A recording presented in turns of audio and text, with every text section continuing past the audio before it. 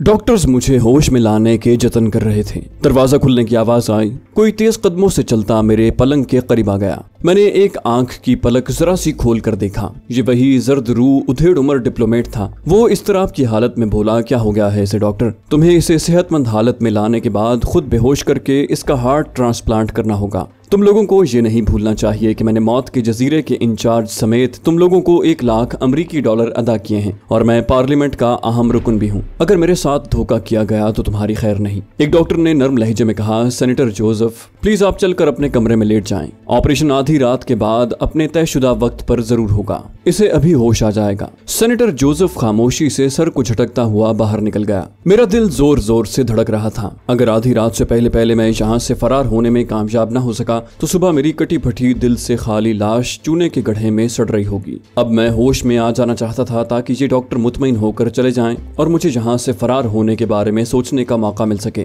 मैंने इंतहाई नकाहत के आलम में हूँ की आवाज हलक से निकाली और आंखें खोल दी। डॉक्टर ने मुस्कुराकर मेरी तरफ देखा। मैंने पूछा, डॉक्टर मुझे क्या हो गया था? हट्टा कट्टा डॉक्टर बोला, शायद कमजोरी के बायस तुम बेहोश हो गए थे। तुम्हें ताकत का इंजेक्शन लगा दिया गया है। दूसरे डॉक्टर ने मेरे बाजू को थपथपा कर कहा, अब तुम आराम करो, मैं तुम्हारे लिए नर्स के हाथ गरम गरम सूप भिजवाता हूँ। और दोनों डॉक्टर जल्दी जल्दी कमरे से बाहर चले गए। बाहर खड़े मुसल्ला गार्ड की एक खौफनाक झलक मुझे फिर दिखाई दी। मेरा चेहरा गर्म हो गया। मुझे हर हालत में इस मक्तल से फरार होना था। वक्त महदूद था और फरार का कोई रास्ता दिखाई नहीं दे रहा था। मौत मेरे सामने खड़ी थी। मौत को इतना करीब मैंने पहले कभी नहीं देखा था। निस्फ रात की घड़ी नजदीक से नजदीक आ रही थी। सबसे बड़ी मुसीबत ये थी कि फरार होने का कोई रास्ता नहीं था। कमरे में कोई खिड़की रोशनदान भी नहीं था। सिर्फ एक दरवाजा था जिसके बाहर मुसल्लह पहरेदार संतरी खड़े थे। मैं बैक वक्त उन दोनों को काबू नहीं कर सकता था। मेरे पास नाखून काटने वाली कैंची तक नहीं थी। मुझ पर इस्तरारी कैफियत तारी थी। मैं बिस्तर से उठकर कमरे के फर्श पर बेचैनी से टहलने लगा।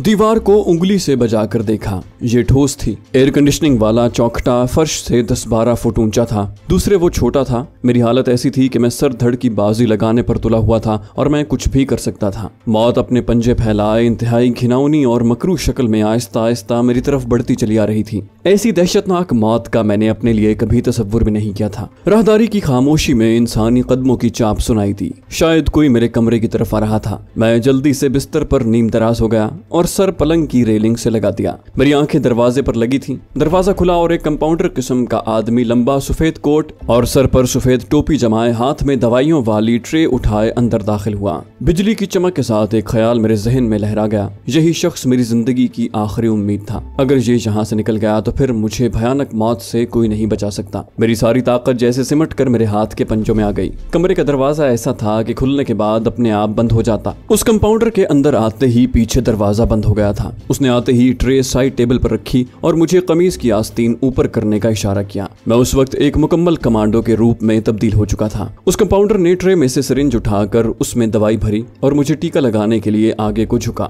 बस ये उसकी जिंदगी की आखिरी हरकत थी। एक बिजली सी कौन दी और मैंने उसकी गर्दन को दोनों हाथों के शिकंजे में दबोच कर बिस्तर पर गिरा लिया। पहली बात तो ये थी कि मुझे उसे हलाक करने में देर नहीं लगानी थी। दूसरी बात यह थी कि किसी किस्म की आवाज पैदा नहीं होनी चाहिए थी। दोनों बातों पर मैंने इंतहाई महारत से काम किया। 10 सेकंड के अंदर अंदर उस बदनसीब की गर्दन का मनका टूट चुका था और वह मेरी गोद में मुर्दा पड़ा था। मैं लपक कर बिस्तर से उठा, उसका सफेद लंबा कोट उतार कर पहना, फिर उसकी सफेद टोपी अपने सर पर जमाई, उसके सफेद बूट तेजी से पहने। इस काम में मुझे ज्यादा से ज्यादा 10 सेकंड मजीद लग गए थे। फिर मैंने उसकी लाश उठाकर पलंग पर डाली और उसे सफेद चादर से ढक दिया। ये मरहला आसानी से इसलिए तय हो गया कि वहां मेरी कमांडो कार्रवाई में मुजाहमत करने वाला कोई नहीं था। असल मरहला अब भी शुरू होने वाला था, जब मुझे कंपाउंडर के कपड़ों में बाहर निकलना था। एक बात मुझे मालूम थी कि राहदारी में रोशनी नहीं थी। ये नीम अंधेरा और मेरी किस्मत ही मेरा साथ दे सकती थी। मैंने साइड टेबल पर से ट्रे उठाई और धड़कते हुए दिल के साथ दरवाजे की तरफ बढ़ा। उस वक्त मुझे वाकई यूं महसूस हो रहा था जैसे मैं पुल सिरात पर से गुजरने वाला हूँ। मेरी शेव जरा बढ़ाई थी। मुंडा हुआ सर पूरे का पूरा मैंने सफेद टोपी में छुपा लिया था।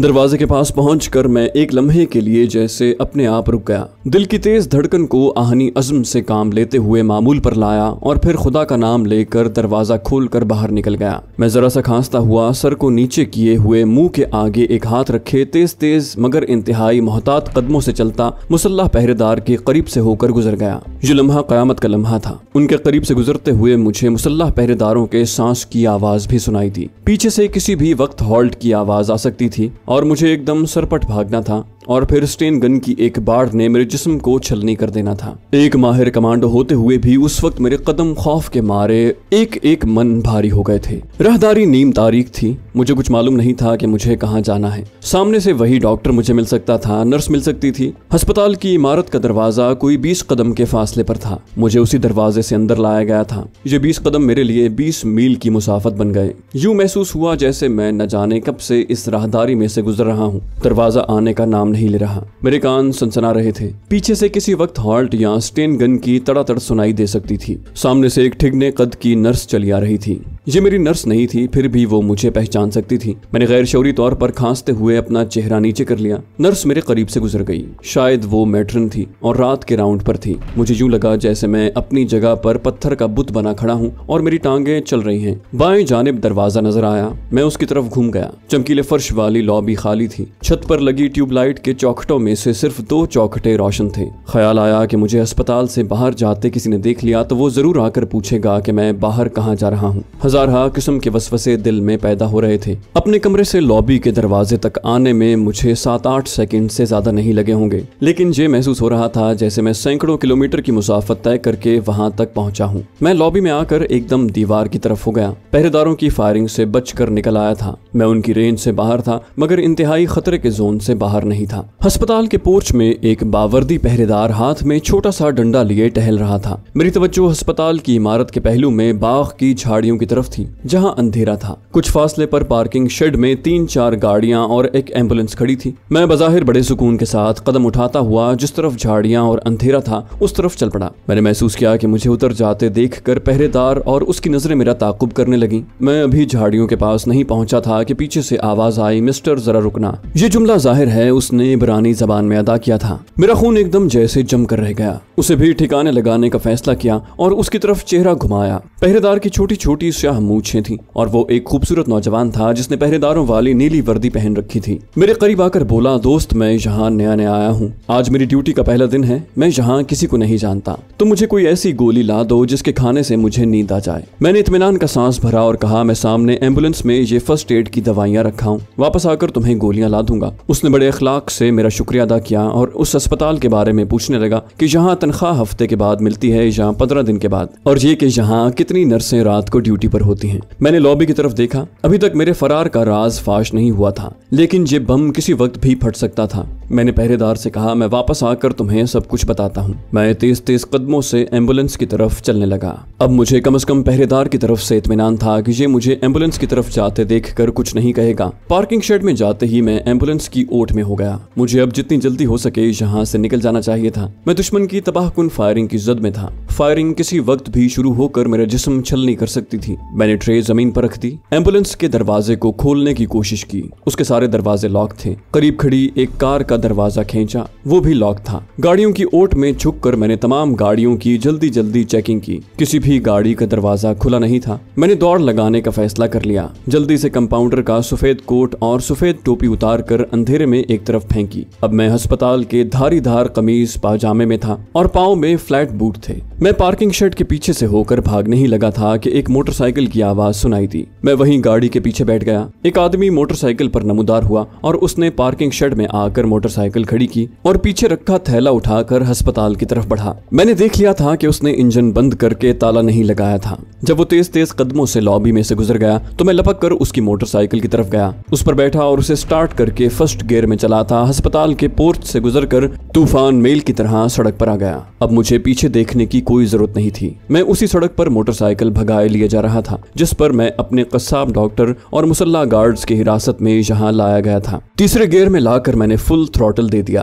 और मोटरसाइकिल अपनी पूरी रफ्तार से दौड़ी जा रही थी। ये सड़क हमवार थी, बिजली के खंभे मेरे करीब से होकर पीछे गुजरते जा रहे थे। मुझे यूं लगा जैसे मेरा राज फाश हो गया है। अस्पताल में एक हंगामा मच गया होगा और मुसल्ला मुहाफिज जीप में सवार होकर स्टेन गन्ने लिए मेरे पीछे चले आ रहे होंगे। मैंने एक पल के लिए गर्दन घुमाकर पीछे देखा। पीछे कोई गाड़ी या जीप नहीं आ रही थी। मेरा हौसला बुलंद हो गया। मेरे लिए एक एक सेकंड कीमती था। एक एक सेकंड का फायदा उठाते हुए मुझे अस्पताल से दूर निकल जाना था। मुझे ये मालूम नहीं था कि मैं कहां जा निकलूंगा, लेकिन इतना जरूर मालूम था कि मुझे इस जहन्नम से हजारों लाखों मील दूर निकल जाना है। निस्बतन हमवार और बेहतर सड़क खत्म हो गई। अब बाएं जानिब वो सड़क आ गई जो छोटी थी और गैर हमवार थी और जिसके दोनों जानिब काफी फासले पर जाकर ट्यूबलाइट्स लगी थी। मैंने रफ्तार कुछ कम कर ली। मेरी मोटरसाइकिल सड़क पर उछलती हुई चली जा रही थी। आगे वही एयरपोर्ट आने वाला था जहां मुझे फौजी तैयारे के जरिए लाया गया था। उस एयरपोर्ट के खत्ते में मेरे लिए शदीद खतरा था। अस्पताल का डॉक्टर एयरपोर्ट पर मौजूद सिक्योरिटी के अमले को मेरे फरार के बारे में टेलीफोन कर सकता था और मैं गिरफ्तार किया जा सकता हूँ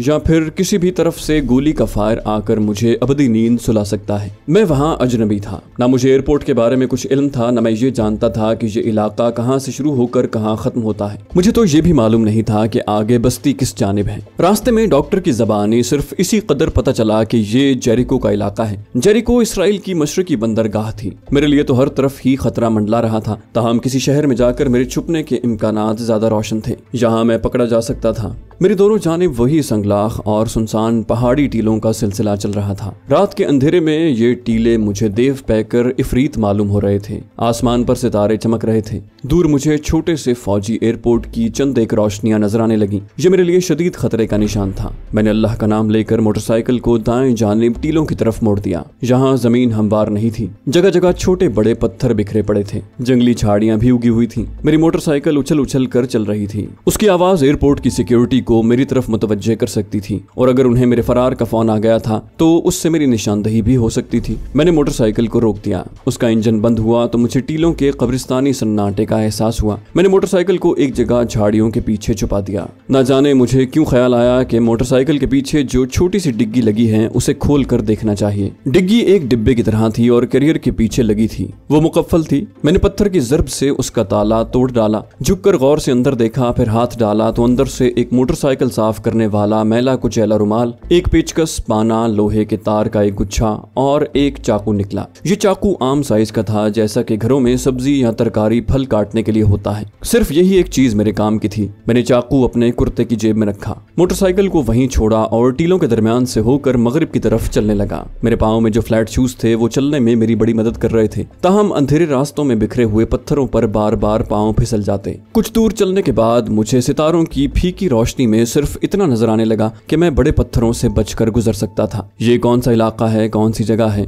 ये रास्ता मुझे कहाँ ले जाएगा? इन सवालों में से किसी एक का जवाब भी मेरे पास नहीं था। सिर्फ जान बचाने का जज्बा मुझे आगे ही आगे खींचे जा रहा था। ये सारे का सारा इलाका दुश्मन का था। मैं उस मनहूस अस्पताल के जिस कमरे में था वहाँ हर 10 या 15 मिनट के बाद कोई ना कोई नर्स या डॉक्टर आकर मुझे देख जाता था। इस हिसाब से अब तक उन्हें मेरे फरार का भी इल्म हो चुका होगा और उन्हें अपने अमले के एक रुकन की लाश भी मेरे बिस्तर से मिल गई होगी। जिस आदमी की मैं मोटरसाइकिल लेकर भागा था उसने भी शोर मचा दिया होगा। पोर्च में टहलते नए पहरेदार ने मेरे बारे में गवाही दी होगी कि उसने मुझे पार्किंग शेड की तरफ जाते देखा था और फिर मैं मोटरसाइकिल पर बैठकर फरार हुआ था। यूं अब तक वो लोग मेरी तलाश में निकल चुके होंगे। हो सकता है रात के वक्त वो सड़क पर मोटरसाइकिल के टायरों के निशान न देख सकें, मगर दिन की रोशनी में उन्हें यही निशान टीलों में ले आएंगे। इसलिए जरूरी हो गया था कि मैं सुबह होने से पहले किसी महफूज मकाम तक पहुंच जाऊं। मगर महफूज मकाम तो यहाँ कोई भी नहीं था। मेरा यहाँ कोई भी हमदर्द और खैर खा नहीं था। अव्वल तो यहाँ दूर दूर तक किसी आबादी का नामो निशान तक नहीं था। इन टीलों में कब तक भूखा प्यासा भटकता जिंदा रह सकता था? अगर कहीं कोई आबादी नजर आ भी गई तो वहाँ खतरा ही खतरा था। इसराइलियों को मैं आजमा चुका था। ये सब कुछ कर सकते थे मगर अपने वतन से गद्दारी हरगिज नहीं कर सकते थे। उन्हें पता चल जाए कि फलस्तीनी अरब गोरिल्ला हूँ या मेरा ताल्लुक उनके किसी दुश्मन मुल्क से है तो वो मुझे पहली फुर्सत में पुलिस के हवाले कर दें। एक ही बात मेरे हक में जाती थी, कि मैं इब्रानी ज़बान बड़ी रवानी से बोल लेता था और यहूदी मज़हब के बारे में भी मुझे काफ़ी मालूमात थी और मैं यहूदी बनकर कुछ देर देहाती लोगों के दरमियान रह सकता था। लेकिन इसमें हर कदम पर खतरा था। खतरा मेरे चारों तरफ था, लेकिन मैंने अहद कर रखा था कि मौत के जबड़ों में से भी गुजर कर यरूशलेम अपनी साथी नादिया के पास पहुँच कर रहूंगा। मेरे लिए एक नावाकिफ सरजमीन पर सफ़र करते हुए उर्दन की सरहद अबूर करना तकरीबन नामुमकिन था। इतना मुझे इल्म हो गया था कि मैं जेरिको के मशरकी शहर के करीब हूँ। जेरिको शहर यरूशलेम से इतनी दूरी पर वाक़ नहीं था कि मेरे लिए वहां पहुंचना नामुमकिन हो। सवाल ये था कि जेरिको एक खासा अच्छा सहूनी शहर है। मेरा लिबास अस्पताल के मरीजों वाला है। मेरे फरार की खबर रेडियो, टेलीविजन और अखबारात में शाया कर दी जाएगी और मेरे कपड़ों और हुलिये की तफसील भी जरूर बता दी जाएगी। इस सूरत में सुबह तक मुझे न सिर्फ अपना लिबास बदलने बल्कि किसी हद तक अपना हुलिया तब्दील करने की भी अशद जरूरत थी। ये तमाम बातें मेरे जहन में गर्दिश कर रही थी और मैं संगलाख टीलों के वहशत खेज सन्नाटे और आधी रात के अंधेरे में नामालूम मंजिल की तरफ बढ़ता चला जा रहा था। टीलों के यहाँ बहुत से दर्रे थे और अजीब भूल भुलैया सी बनी थी। मुझे डर हुआ कि कहीं मैं एक ही जगह पर तो नहीं घूम रहा। इस खदशे को दूर करने के लिए मैं एक टीले पर चढ़ गया। मगरिब की तरफ निगाह दौड़ाई। दूर दूर तक तारीकी ही तारीकी फैली थी। किसी जगह पर कोई नन्ही सी रोशनी भी दिखाई न देती थी। पीछे निगाह डाली तो दूर एयरपोर्ट के टावर की रोशनी चमक रही थी। फिर अचानक मुझे किसी मोटर के इंजन की आवाज सुनाई दी। शायद अस्पताल की सिक्योरिटी गार्ड मेरी तलाश में निकल खड़ी हुई थी। यहाँ से मुझे अस्पताल की रोशनियां नजर नहीं आती थी क्योंकि उस जानिब मेरे और अस्पताल की इमारत के दरमियान एक बुलंद टीला हायल था। मैं सिर्फ छोटे फौजी एयरपोर्ट की रोशनी को ही देख सकता था। इंजन की आवाज किसी जीप की लगती थी। फिर दूर एक टीले के पीछे रोशनी की लंबी लकीर नमूदार हुई। उस लकीर का रुख एयरपोर्ट की तरफ था। खुदा जाने ये कोई मोटर कार थी या जीप थी। मैं ठीक तरह से अंदाजा न लगा सका। रोशनी एयरपोर्ट की तरफ घूम गई। उसके बाद फजा अचानक पिस्तौल के यक के बाद दीगरे 2 फायरों से गूंज उठी। टीलों से टकरा कर फायर के कई धमाके बुलंद हुए। शायद ये मुझे डराने के लिए फायरिंग की गई थी। मैं तेजी से टीले की दूसरी जानिब उतर गया और बेतहाशा दौड़ना शुरू कर दिया। अंधेरे में एक टीला आता, गुजर जाता, फिर दूसरा टीला शुरू हो जाता। पत्थरों से टकरा टकरा कर मेरे पांव दर्द करने लगे। मेरा सांस फूल गया। मैं काफी दूर निकल आया था। एक जगह बेदम होकर बैठ गया। मेरा सांस धूकनी की तरह चल रहा था। 2-1 मिनट गुजरने के बाद मेरी हालत ठीक हुई तो मैंने इर्द गिर्द का जायजा लिया। कमबख्त इफरीत नुमा टीलों का सिलसिला खत्म होने का नाम नहीं लेता था। सितारों की रोशनी में अब मैं हर शय अपना मतलब निकालने की हद तक बखूबी देख सकता था। ये हकीकत भी मेरे सामने थी कि जिस यहूदी सफ़ाक सेनेटर जोसेफ ने मेरा सेहतमंद जवान दिल निकाल कर अपने सीने में लगवाने का प्रोग्राम बनाया था, वो न सिर्फ ये कि इस घिनौने मंसूबे पर बकौल उसके $1 लाख खर्च कर चुका था, बल्कि वो सरकारी और फौजी हलकों में एक बाअसर शख्सियत भी था। इस पर मुस्तजाद ये कि अब मैं मुल्क का दुश्मन जासूस ही नहीं बल्कि कातिल भी था और मेरे रिकॉर्ड में इससे पहले भी यहाँ कुछ कत्ल शामिल किए जा सकते थे। इन उमूर की रोशनी में ये शख्स मेरी तलाश में अपना तमाम असर और रसूख इस्तेमाल करेगा और कोई कसर उठा नहीं रखेगा। गोया मेरे पीछे थोड़ी देर में ही ब्लड हाउंड्स छोड़े जाने वाले थे जो जमीन के अंदर भी अपने शिकार की बू सूंघ लेते हैं। मैं उठा और अल्लाह का नाम लेकर चल पड़ा। अगर मेरे पाँव में कंपाउंडर के रबड़ के जूते ना होते तो खुदा जाने मेरे पाँव का अब तक क्या हशर हो चुका होता। एक अजब मानूस सी गूंज सुनाई देने लगी। मैं रुक गया। कान लगाकर सुना तो ये हेलीकॉप्टर की आवाज थी। आसमान पर जिधर से आवाज आ रही थी उधर देखा। नीले और सुर्ख रंग की जलती बुझती बत्तियां मेरी तरफ बढ़ रही थी। गोया मेरी तलाश की मुहिम शुरू हो गई थी। हेलीकॉप्टर के नीचे से एकदम रोशनी का एक आबशार निकल कर टीलों पर पड़ा। रोशनी का ये आबशार आगे ही आगे बढ़ रहा था। मैं जल्दी से एक टीले की ओट में हो गया। हेलीकॉप्टर एक गड़गड़ाहट के साथ टीलों के ऊपर से गुजर गया। उसकी सर्च लाइट की रोशनी से टीले के दर्रे पल के पल में रोशन हो गए। उसके बाद फिर अंधेरा छा गया। हेलीकॉप्टर दूर जाकर बाएं जानिब मुड़ गया। वो काफी नीचे रहकर उड़ रहा था। वो दोबारा उन टीलों की तरफ आया जहां मैं छुपा हुआ था, मगर इस दफा कुछ फासले पर से होकर गुजर गया। उसने टीलों पर 4-5 चक्कर लगाए और एयरपोर्ट की तरफ चला गया। अब मैं वहां नहीं रुक सकता था। चुनाचे जितना तेज मैं उस इलाके में चल सकता था चलने लगा। हेलीकॉप्टर फिर न आया, लेकिन एक और मुसीबत नमूदार हो गई। दूर से मुझे कुत्तों के भौंकने की आवाजें आने लगी। कहीं एयरपोर्ट वालों ने खोजी कुत्ते तो मेरे पीछे नहीं छोड़ दिए। फिर ख्याल आया कि एयरपोर्ट एक छोटी सी जगह है और जहां ब्लड हाउंड्स का इंतजाम कैसे मुमकिन है। ये खोजी कुत्ते या तो तिल अबीब की इंटेलिजेंस के पास होंगे या मौत के जजीरे वालों के पास ही हो सकते हैं, और वहां से इतनी जल्दी इन कुत्तों का लाना करीब करीब नामुमकिन था। तो फिर ये कुत्ते कहां से आ गए थे कि जिनकी आवाजें करीब आ रही थी। मैं एक छोटी टेकरी पर चढ़ गया। अब कुत्तों के भौंकने के साथ साथ दौड़ने की आवाजें भी आने लगी थी। उसके बाद कुछ कुत्तों का एक गिरोह बड़ी तेजी से दौड़ता हुआ मेरी टेकरी के नीचे से गुजर गया। शायद वो किसी शिकार के पीछे लगे थे। ये खोजी कुत्ते नहीं थे। अगर ऐसी बात होती तो वो आगे निकल जाने की बजाय मेरी टेकरी पर चढ़ाते। उनके पीछे भी कोई फौजी या सिक्योरिटी पुलिस के आदमी नहीं थे। मैंने खुदा का शुक्र अदा किया, लेकिन अब इन कुत्तों की मुसीबत सामने थी। ये यकीनन सहराई कुत्ते थे। अगर किसी आदमी पर हल्ला बोल दें तो उसकी तिक्का बोटी कर डालें, लेकिन मैं वहां ठहर भी नहीं सकता था। मैंने वो रास्ता जिस पर कुत्ते गए थे तर्क कर दिया और सामने वाली टेकरी के पहलू से होकर आगे को निकल गया। उसके बाद ना तो किसी कुत्ते के भौंकने की आवाज आई और ना ही कोई हेलीकॉप्टर आसमान पर मेरी तलाश में उड़ा। मैं मुसलसल चलता गया। रात को कुछ नहीं खाया था, भूख के साथ प्यास भी लग रही थी। अगरचे रात खुनक थी, मगर मुसलसल चलने से मेरा जिस्म पसीने में शराबोर था। अब मेरी हालत ये थी कि थोड़ी देर दम लेता और फिर चल पड़ता। आसमान पर चमकते एक सितारे को मैंने अपना रहनुमा बना लिया था और टेकरियों और टीलों की भूल भुलैयों में उसी रास्ते पर नजर रखे आगे बढ़ रहा था। तो दोस्तों, ये थी हमारी आज की एपिसोड। उम्मीद करते हैं आपको हमारी कहानी पसंद आई होगी। जाने से पहले इस वीडियो को लाइक कीजिए और शेयर करना मत भूलिए। कमेंट करके हमें बताइए कि आपको हमारी वीडियो कैसी लगी। और अगर अभी तक आपने इस चैनल को सब्सक्राइब नहीं किया तो इसे सब्सक्राइब कीजिए और बेल आइकन दबाकर ऑल नोटिफिकेशंस ऑन कर लीजिए।